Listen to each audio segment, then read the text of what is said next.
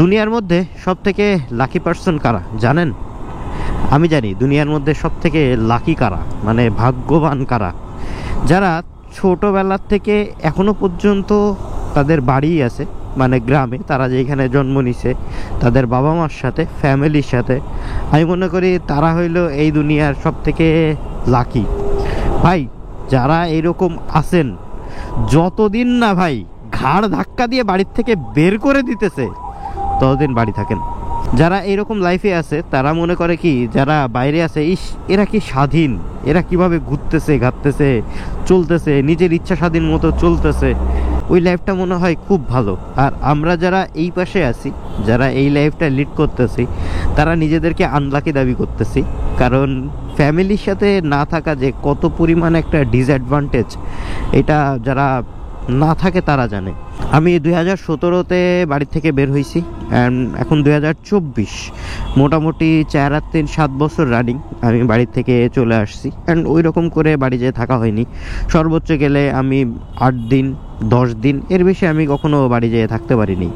কারণ কাজ থাকে, অ্যান্ড এই যে লাইফের গতি, এই জিনিসটা তো চলতেই থাকে সব সময়ের জন্য।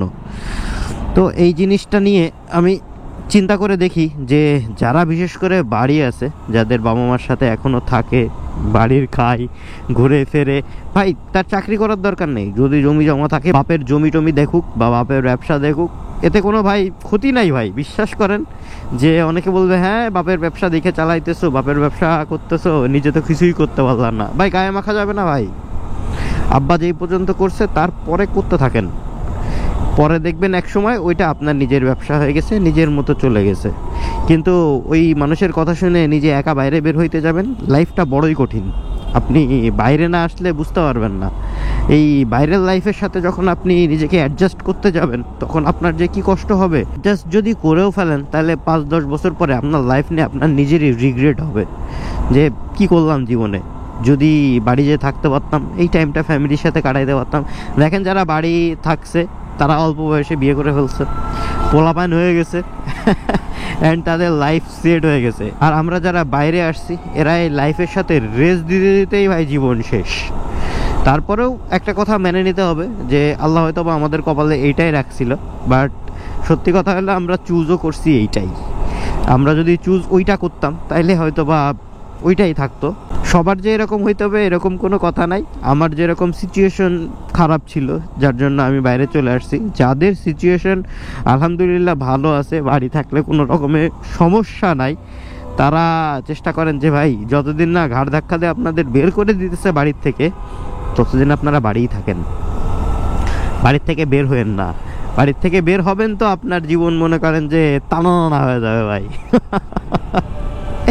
এই যে দেখেন সকালবেলা 30 কিলোমিটার বাইক চালায় আমি যাচ্ছি আর একটা সাইডে আমার কাজে, সেই কাজটা শেষ করে দেন আবার সন্ধ্যার দিকে বাড়ি যাব। অ্যান্ড বাড়ি যেয়ে কেউ নাই ভাই, বাড়ি যাবে হয় বই পড়বো, নাই মোবাইল টিপবো, বা ঘুমাই পড়বো যদি বেশি ক্লান্ত থাকি। বাট আমি যদি বাড়ি থাকতাম এই প্যারাটা কিন্তু আমার হইতো না। আমি যদি বাড়ি একটা ছোটোখাটো চাকরিও করতাম, হয়তো বাড়ির দিকে আসলে আব্বা আছে, মা আছে, বোন আছে, ভাই আছে, মানে যার যেরকম আছে আর কি, তাদের মুখটা দেখলেও অ্যাটলিস্ট শান্তি, যে না হ্যাঁ নিজের কাছে আছি। ফ্যামিলির কোনো সমস্যা হইলে সেইটাও আপনি নগদ সাপোর্ট দিতে পারবেন।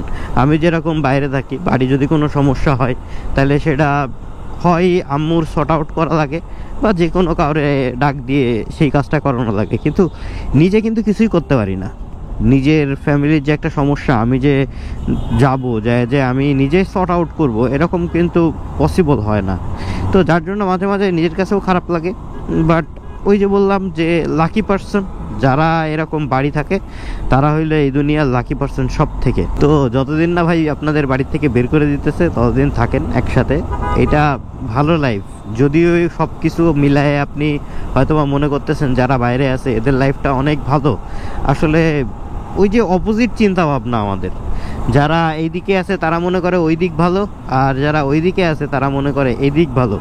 দুইটাই ভালো, তবে বেশি ভালো হইলো যারা বাড়ি থাকে, যাদের এই মাস শেষে বাসা ভাড়ার কোনো চিন্তা নাই, মাস শেষে খালার বিলের চিন্তা নাই, বাইক সার্ভিসের চিন্তা নাই, বাপ ট্যাঙ্কিতে তেল ভরে দিবে, তুমি খালি চালায় বেড়াবা, এরকম একটা অবস্থা যাদের আছে তারা মনে করেন খুব ভালো।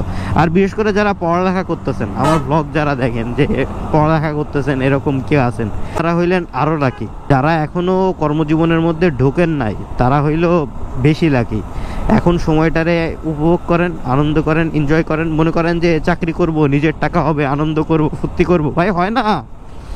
বিশ্বাস করেন বাপের টাকার উড়ানোর মতো মজা নিজের টাকায় নেই। নিজের টাকা উড়াইতে গেলেও 40 বার ভাববেন, ইস এত কষ্ট করে টাকা পয়সা ইনকাম করছি, এইভাবে উড়াই দিব, কষ্ট লাগবে। কিন্তু বাপের টাকা উড়াইতে বিশেষ একটা কষ্ট না। তবে হ্যাঁ, বেশি উড়ানোও যাবে না। যার যতটুকু সামর্থ্য আছে বা যার যতটুকু লিমিট আছে ততটুকু ফ্যামিলিরই হেল্প করেন। কারণ বাংলাদেশের বেশিরভাগ মানুষই মধ্যবিত্ত বা নিম্ন মধ্যবিত্ত ফ্যামিলি থেকে বিলং করে, তো তাদের একটু সাপোর্টিভ হইলে ভালো হয়। বাট যাদের এরকম প্যারা নাই তারা করেন ভাই, চিল করেন, যার যতটুকু লাইফে আছে ততটুকু চিল করেন। অ্যান্ড ভবিষ্যতে কি হবে কেউ জানে না। একটা কথা আমি খুবই মানি, সেটা হচ্ছে যাই দিন ভালো আসে দিন খারাপ। এই কথাটা একদম সত্যি কথা।